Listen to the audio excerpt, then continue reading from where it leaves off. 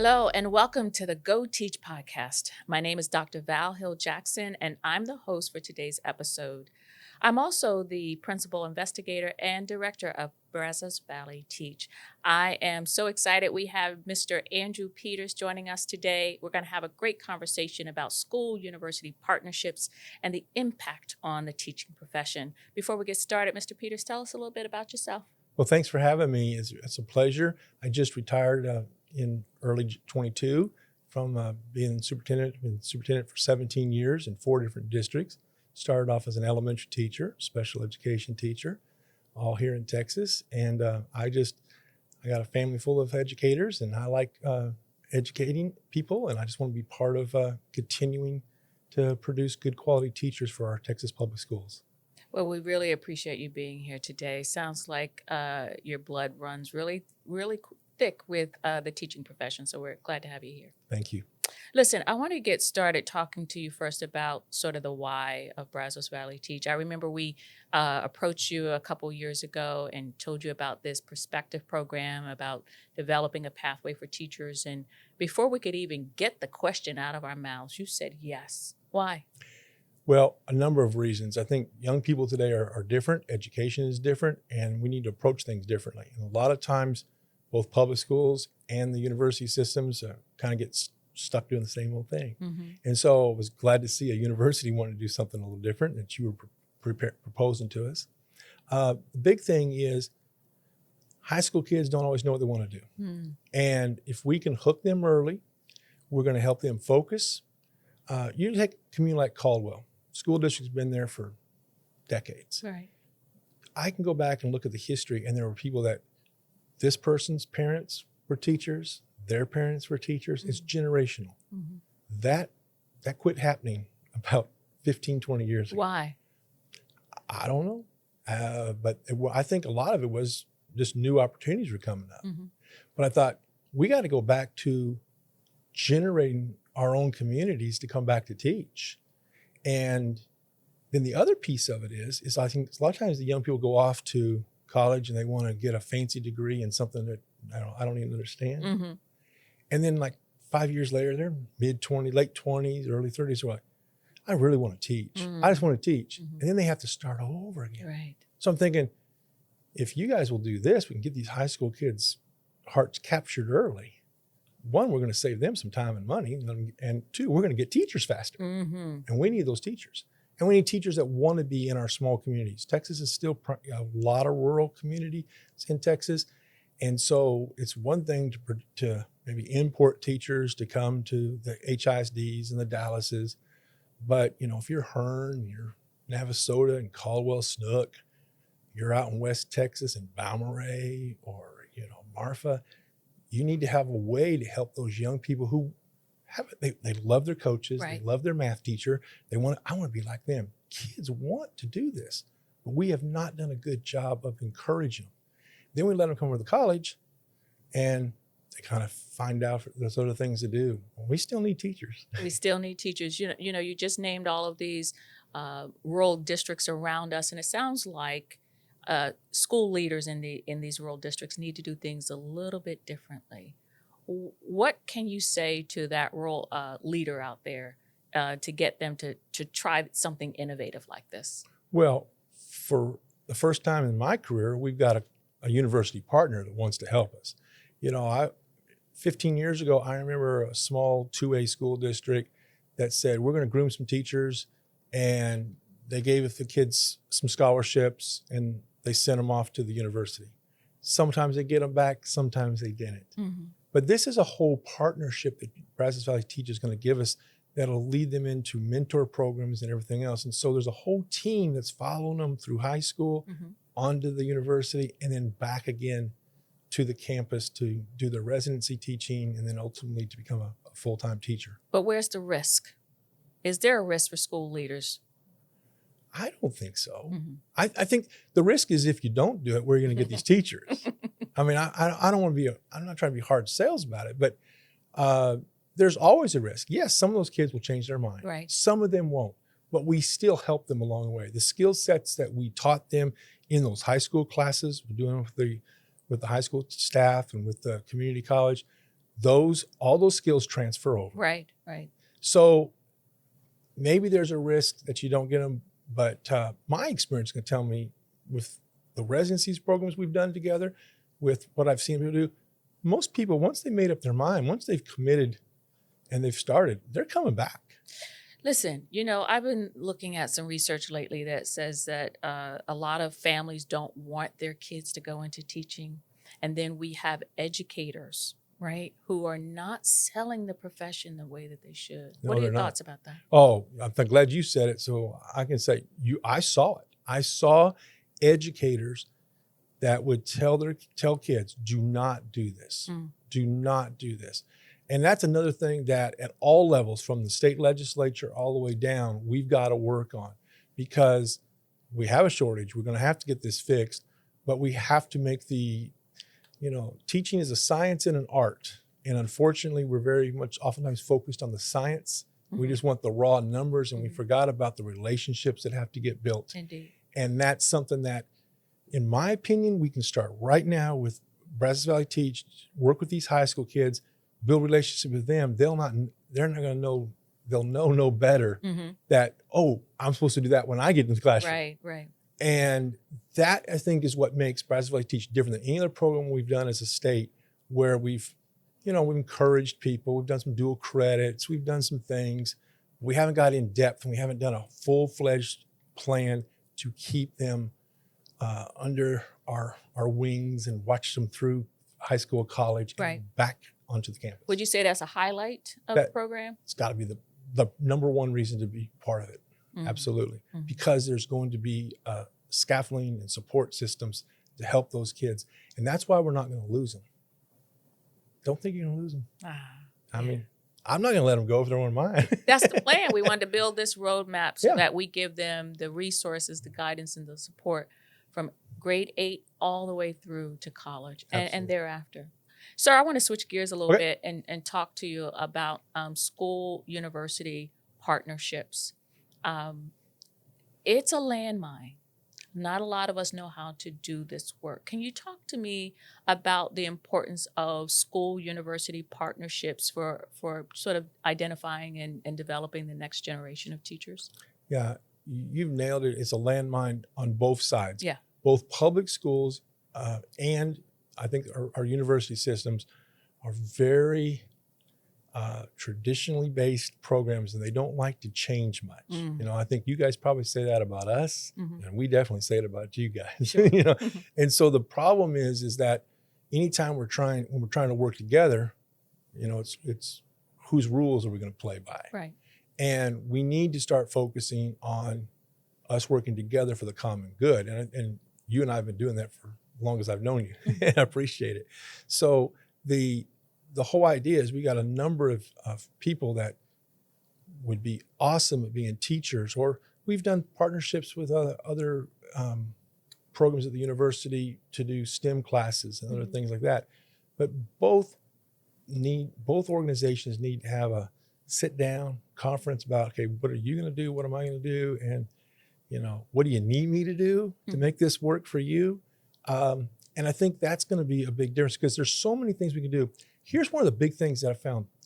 When we worked with your student teachers in the year of COVID, everybody was just a nervous wreck. But we said, nope, we want them. And they came on. We got to teach them that, what you went to college for and you got prepared for, you don't know what's going to happen. This is all new to all of us. Right. At the same time, they came in as experts because they were getting all this technology in all their courses. So they were able to help teachers of teaching 20, 25 years to how to do Zoom, how to do online classes. And it was a great partnership. And those ladies were instantly heroes because they knew how to do some of that technology. Right. I remember the first time putting in overhead projectors. A lot of teachers get scared of that new technology. Right. But at the university level, you guys are trying that out. You're exposing your students to it long before we are, and all the fancy things. And so by working together, we're able to really help our old institution. Right. And at the same time, your folks are going to be, especially the Brazos Valley Teach, going to be so involved with us from when they're in 8th grade on that I think it's going to help you guys too. Because you're going to say, well, they got this need. they may not know they have this need, but you help identify it. And we'll be able to help both organizations do our jobs better. I may be putting you on the spot a little bit here, but Okay. you know, there are all kinds of barriers that get in the way of that kind of good work that needs to happen, right? What would you sort of identify as one or two of those barriers? It's always the leadership. Okay. Leadership. So I get credit for doing a lot of things, but as a superintendent, I was in a lot of positions to break the rules, right? If you get a leader who doesn't want to break tradition, doesn't want to try anything at either the university level or the school level, we're just not going to be able to do things because we're just too ingrained in our own selves. So you got to have, usually the leader has to be a visionary and has to be a risk taker. I appreciate you saying that. There are risks. I've taken tons of risk over my careers, but you know what? If we're doing what's right for kids, it'll all come out. We may learn that's not the best way to do it. Let's back up and do it a different way. But that's the only way we're going to be able to replace the number of teachers retiring and just the shortage and to get, I will tell you the other huge problem we have is to get a diversity in our classrooms. Yeah. And if we're just going to be at our level, if we're telling them don't be a teacher, I mean, and you're not able to help recruit, find people to be in these education classes, we're not going to have much of a classroom because we're not going to have anybody there. Because everywhere I go, I'll see 78% Hispanic school, and they got one Hispanic teacher. That's not right. And you don't have to be the same ethnicity to teach somebody. That's right. But when I was out in West Texas, I learned real quick, if the kids identify and they see it, guess what? They want to do it too. And so they got a Hispanic teacher, they're going to say, well, I want to be like her. Right. And so then that young Hispanic boy who's got no college education says, I'm going to college. How do I do it? That's right. And so that's real important to me. That's been something that's really been driving me for a long time, is how do we bring urban kids into the system, bring diversity, whatever it is. We need to get more and more, we need to become more like our communities and less like ourselves. Oh, I like that. Thank you for saying that, Mr. Peters, because representation matters. It does. And when our kids can see their own sort of reflection in front of the classroom, that makes a difference. And you're exactly right. We don't need to have that sort of likeness, right? We don't need a Hispanic teacher teaching Hispanic kids or African-American teachers teaching African-American kids. But I know as a teacher that it meant something for my students to see me in front of the classroom and know that they could come to me and see that reflection of themselves, for sure. It's the only way they're going to get to, it's the only way they're going to get to have the dream. Absolutely. They got to be able to see something. And it doesn't have to be 100% perfect, but it's got to be, the door has to be open for it. Absolutely. And it will help us solve the shortage of qualified educators we have right now. So imagine if our teachers look like America. Yeah. Right? That has to be the goal. That's awesome. Awesome. I'm going to move on now and talk to you a little bit about the graduate. Right? So imagine that we've done our job. We've been good partners. We identify those babies in grade 8. We support them with dual credit coursework throughout high school. They're getting those education and training specific courses, going on to community college, going on to a 4-year institution. Now they're back in the community. Right. What does that mean for the community? It's going to be huge because it's not like an afterthought to them. Right. They've had potentially 8 years of thinking about being a teacher. They've had 8 years of positive people impacting their lives, help molding them into the teacher that they're about to become. And then hopefully if they come back, I would prefer a residency program because I just feel like in professions, they do, you go in for more than the 8 weeks that I did 30 years ago, and you have a partner, and then they become, when they're a first-year teacher, getting paid a first-year salary, they're really a second-year teacher. I think these Brazos Valley Teach kids will be even like a third-year teacher because they're going to be exposed throughout those years. They're going to be going into classrooms when they're in 11th grade. That's right. That's right. So they're going to have that feel. And it's like those, I interviewed these couple of young ladies in El Paso one time, wanted to be teachers. And they talked about they always dreamed about being a teacher, that they played teacher when they were in second grade, Yeah. Well, that's what Brazos Valley Teach is going to help our high school kids be able to do. They're going to get to expose themselves to it. And when they make it through that 8 years, they're going to be able to give back to their communities. It's going to be great. Well, we call that the boomerang effect. I love it. Fancy research term there. Yes. There you go. There you go. Listen, thank you for today. But before we let you go, we got to, talk about the future, right? So here we are, started this great partnership. We're a couple years in now. And where do you see the partnership, in 5 to 10 years?